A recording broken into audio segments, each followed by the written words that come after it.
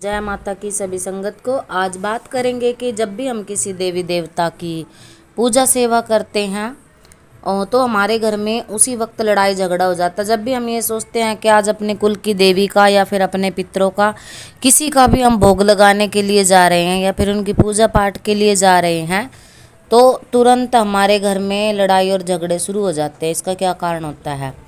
पहले एक वीडियो बनाया गया जो माता काली की पूजा के लिए है, परंतु किसी भी देवी देवता का अगर किसी भी इष्ट का आप भोग प्रसाद लगाते हो और आपको लगता है कि चिड़चिड़ा सबका स्वभाव हो गया है, झगड़े घर में शुरू हो गए हैं, तो क्या कारण रहता है? देखिए, इसका कारण ये नहीं होता कि वो देवी देवता आपसे रुष्ट हैं। इसका कारण ये होता है कि आपके घर के अंदर जो शक्तियां हैं, जो अकाल मृत्यु को प्राप्त हैं या फिर जो नकारात्मक शक्ति है, कईयों की भेजी गई शक्तियां भी इसमें होती हैं।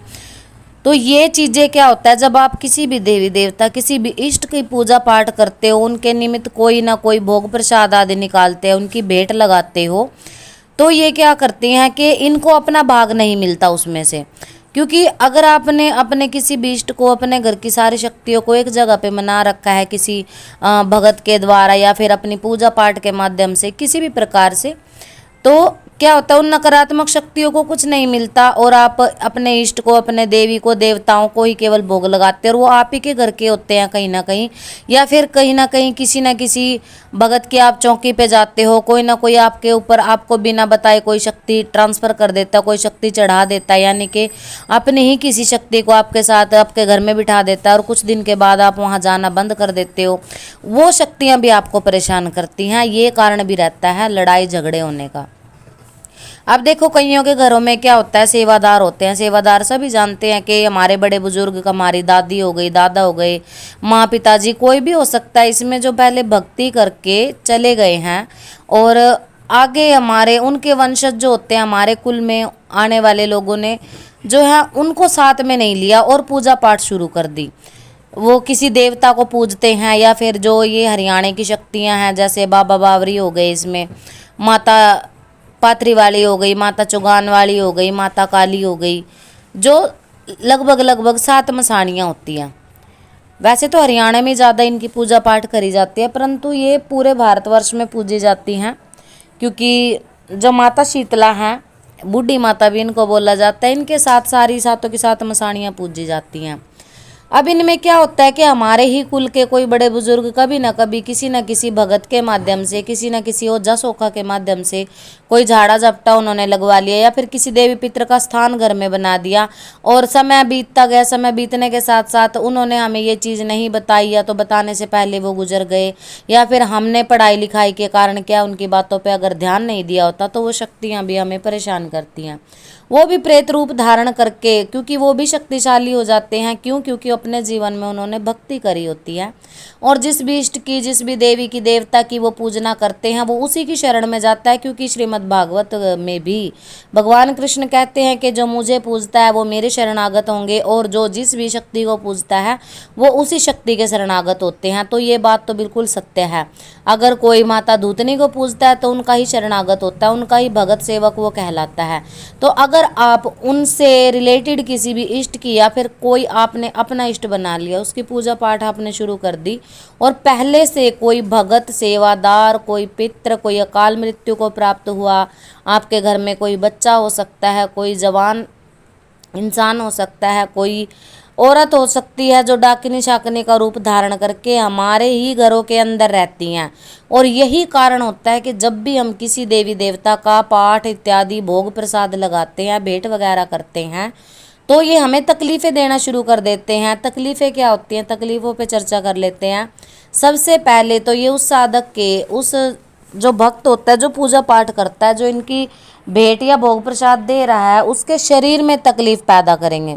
सेकंड, उसका जो परिवार होता है, उसका जो उनका नेचर होता है, उनकी जो बुद्धि होता है, उसको ख़राब कर दिया जाता है। सभी चिड़चिड़े रहेंगे, अचानक छोटी छोटी बातों पे उनको क्रोध आने लगेगा।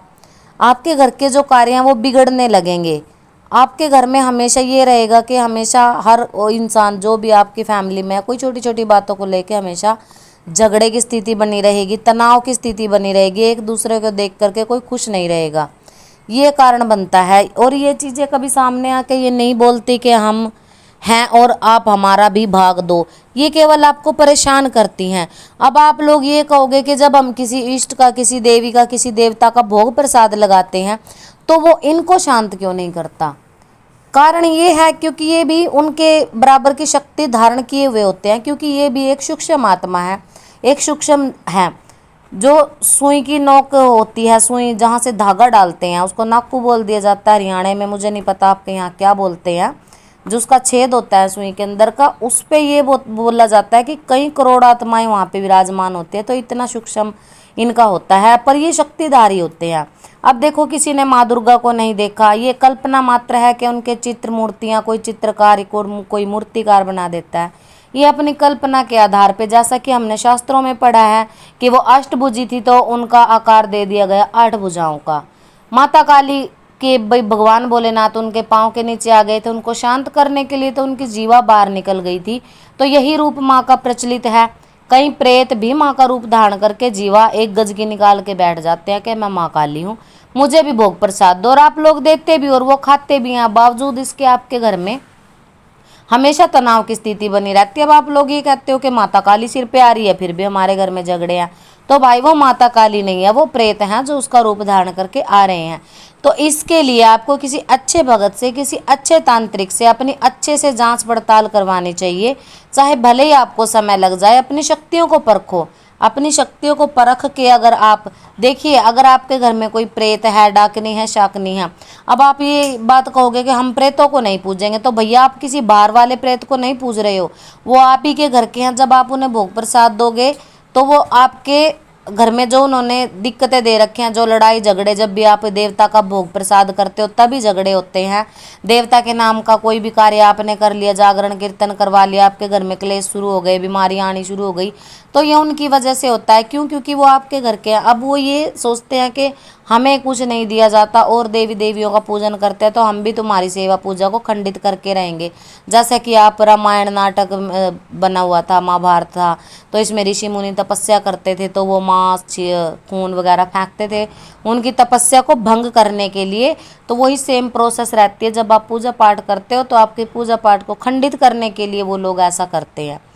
तो उनको साथ में लेकर के चलो। अगर आपको नहीं भी पता है कौन है, तो आप ये कह के भोग दिया करो कि हे हमारे घर की शक्तियों, जिस विष्ट को आप पूज रहे हो उसके साथ में कि हमारे घर में जितनी भी शक्तियां हैं उन सभी को ये भोग प्रसाद स्वीकारो।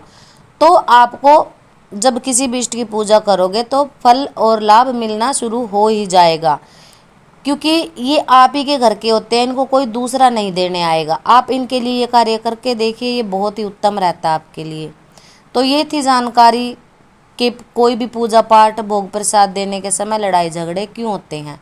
मिलते हैं किसी नई जानकारी के साथ, तब तक के लिए सभी को जय माता की।